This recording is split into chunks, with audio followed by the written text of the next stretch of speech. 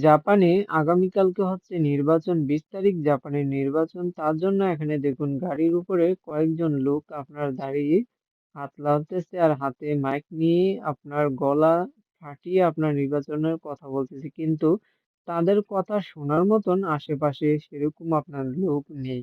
যারা আছে তারা হচ্ছে আপনার ২-১ জন লোক আছে এখানে তারা হচ্ছে আপনার নিউজ প্রেজেন্টার। তারা নিউজ করবে তার জন্য এখানে ক্যামেরা দিয়ে ভিডিও করতেছে। জাপানিজদেরকে যদি আপনার টাকা দিয়েও বলে তারা কখনোই এখানে এসে দাঁড়িয়ে তাদের কথা শুনবে না। কারণ জাপানিজরা তারা সময়ের অনেক মূল্য দেয়। কারণ তারা সময় আপনার অপচয় করতে চায় না। আর ইয়াং জেনারেশনের কথা যদি বলেন তাদের কথা না বললেই চলে। আপনার ইয়াং জেনারেশনরা এখানে কখনোই এসে তাদের কথা শুনবে না দাঁড়িয়ে। কারণ জাপানিজরা তারা তাদের কাজেই ব্যস্ত থাকে। ভালোবাসে আরকি আর সময়ের অনেক মূল্য দেয়।